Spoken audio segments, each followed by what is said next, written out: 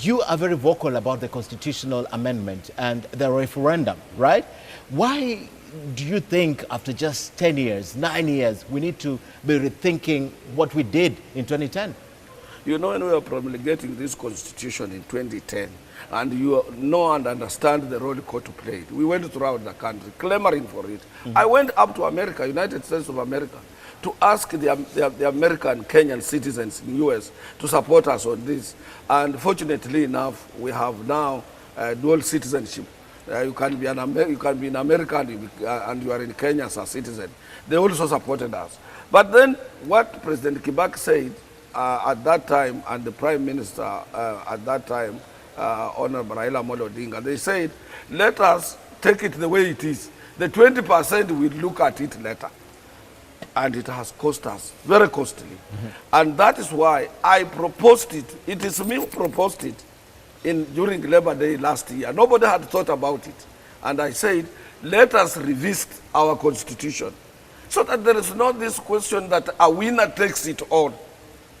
If you go to the northern parts of Africa and other places where there is political stability, it has been created because of the constitution. A constitution that accommodates almost everybody. We have already proved that Kenya's politics is pegged on ethnicity, on tribe. Which is not a good thing, though. Which is not a good thing. Yes. Yeah. You find like somebody, you like political parties. Look at my own political party of Musalia Mudavadi, the Amani. He's the political leader, the Secretary General is a lawyer from the same place, he's my cousin. The other one, the one they are chasing out of sort is the same lawyer. So this is a family feud. Looks like a family problem. You see? Yes. And when you look at other political parties, they are also on the same issue. Look at ODM also. Badi, the chairman, and also other players inside. No, but SG is a lawyer. Yeah. Sifuna. Like that. So we want to create a departure out of that. Okay. But if we recognize that, we use it positively also. Okay. To use it positively, knowing that our politics is pegged on tribes and so on, then let us have our constitution to address that. Okay. Our constitution to address that, let us not allow a winner to take it all. We must revisit the issue of governance. Some people argue, particularly the people of my deputy president, they say, oh, we can't create jobs for anybody.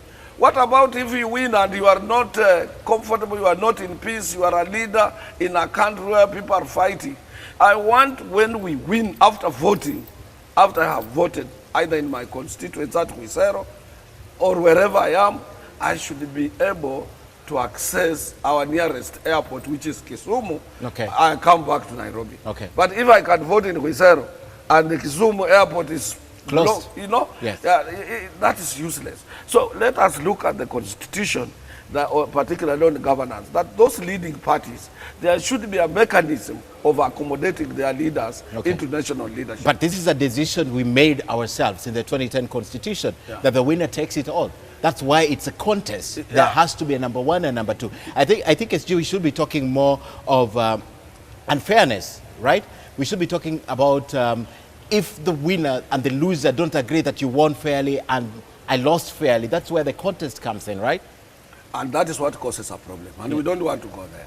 What we are saying, let number one, number two, number three, number four have some mechanism in the constitution on governance, which says if you are number one, you can immediately meet. The way they do in other countries, even in the developed world, you will see in Germany everywhere. Those political parties would come together to form a coalition government or a government of national unity, or to see all those parties and appoint a prime minister and a president. Such arrangements must be done in France and everywhere. It is happening like that. So let us work out on a constitution that has loads, so that nobody goes home and agitates or incites his people that we lost unfairly. And why don't we, instead of doing that, ensure that there's fair politics in this country? Why don't we ensure that the results that we get is fair and credible? Why don't we do that? Is that not more important? Let me tell you, nowhere in the world that people have accepted the outcome of elections, even if they were fair. The people would still contest and say, we doubt it. You would remember when Bush was coming in. It was a boardroom issue. And people said, how can it happen? I asked one of the American, my friends, you know, and one of my friends from the US, who is an American, and he said, you know, that is our culture, that we can't fight like you people in Kenya here. That is how we do our things. Everywhere in the world, there must be a contest after elections, and scrutiny, and people will be complaining. Even in South Africa, where it is deemed to have been very much fair, people would still be complaining. But the problem with us here, we complain by going on the streets, we complain by maiming others, we complain by letting our people die through bullets and whichever way. So what you're asking is to address that, let's accommodate number 2.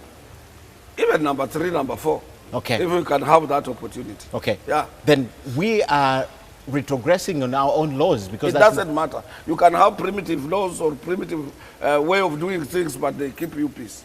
They give you peace. What ones want is peace. Okay. Let me tell you something. You know, Ken, you don't know. If you go to our rural setup, those grass-thatched houses, you know, yes, they have more peace than those well-built permanent houses in cities and so on. Yes. Yeah, you will find that people are pulling together, the families together, mama and papa, they are together. If they had disagreed, they will be at a fireplace, all of them, and they will make peace. Or if they can't make peace at a fireplace, they will go to the bed, and that bed is made of some rubbers and what have you. It will automatically bring the family together. Or it will start raining, people will be walking with the bed, and then they will be discussing.